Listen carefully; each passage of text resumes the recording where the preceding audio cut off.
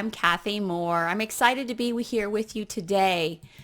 Do you sometimes have fears paralyzing you from making strides in your life, in your career? If so, you're not alone. Many of us have felt those types of controlling fears in our lives. Real quick, I want to remind you that if you haven't already, go to the Total Potential Coaching website and download the free workshop of 4 simple steps to releasing frustrations. Over the past few weeks, we've been talking a lot about blocks, self-doubt, limiting beliefs, and how they can prevent us from taking action in a direction and a desire we want to go in. Today, we'll be moving forward on that path and talking about a feeling that can also paralyze us from moving forward.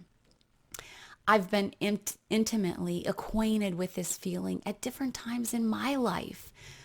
Something, especially when trying something new or I've entered into some unknown territory. Yes, fear. Fear, it's a natural response to real and imagined danger that can arise from many sources, many times a result of allowing our imagination to run away with us in disastrous things that could happen or might happen, especially if we're trying something new or treading into that unknown territory. It's our natural impulse to make it go away, and sometimes to avoid it altogether. It's like the flight or fight response.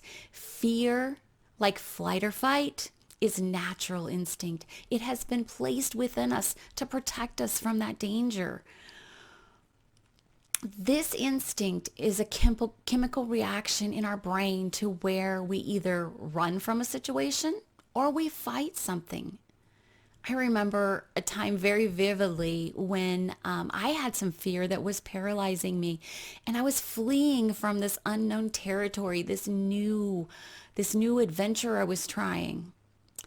This was when I was in the midst of designing and launching the Total Potential website. I was paralyzed in the cycle of fear.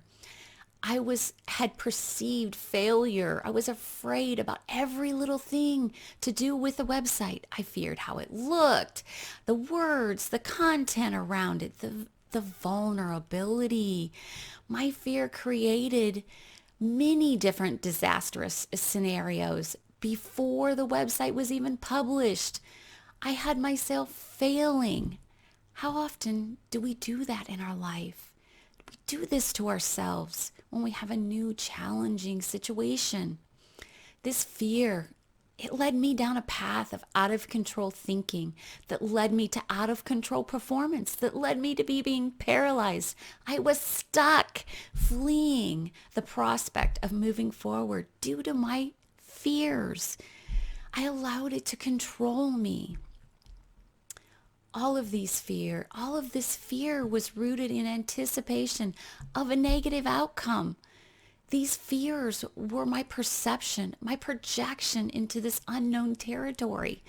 Fear can have us giving up before we even get started on something. My impulse to give up was just like the fight or flight response. I very much wanted to flee from it, make it go away. My fear had gripped me because I was trying to avoid these fears, pushing them down, fleeing away from the perceived projection of the future. How often in life do we allow these fears to grip us so tightly and hold us down and keep us from branching out, trying new things, like taking a class, asking for a raise, going on an adventure, starting a new project, launching a new business, speaking up in a difficult situation, facing a problem, a challenge, a conflict with a coworker, a conflict with a friend or a family member. There's this old saying, what you resist persists. And I find this to be very true in the case of fear. The more you suppress and numb your fear, the stronger it holds on to you. At times, our lives can be filled with this fear, and we give up on our dreams and live safe.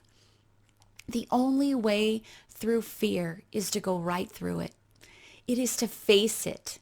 Facing it can be done by a multitude of ways. Journaling is an excellent way to do a brain dump of what you fear. Getting it out all on paper. It helps to change your thoughts, your out of control thoughts. It helps in facing those fears. It helps gives you new ideas, new ways to think of things, to move forward and to face those fears. Remember, the more you suppress or numb the fears, the stronger it holds you down. While I was resisting my fear, I was failing to produce any results on the website. I journaled. I talked to my coach about my fears. My ever so patient coach, Sheila, she coached me through these fears by shifting my projection into the present moment, giving me a new perspective and bypassing all of those paralyzing thoughts. If I can do it, you can do it too. It takes shifts like these that can help you see the result may not be as disastrous as your fears want you to believe. And then to think through those fears. Thinking it through helps. But where the problem comes in is when we sit in it. We fail to take action. And instead of confronting it head on, failing to take action over long periods of times, you'll be living in a fantasy world with enthusiasm while your real life is monotonous or devoid of any excitement. Challenge yourself to face the fears. Start journaling about them. Talk to a coach or a trusted friend. Facing these fears is one of the ways to develop and strengthen character. Every time you give in to fear, it gets stronger. On the flip side, if you face your fears, you build your courage to overcome your fears.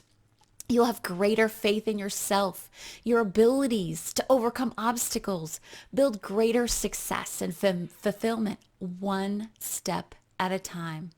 Trust yourself. Trust in your abilities. You are greater and wiser than you think you are. Believe in yourself. If you want some support in this area, email me at kmoore@totalpotentialcoaching.com.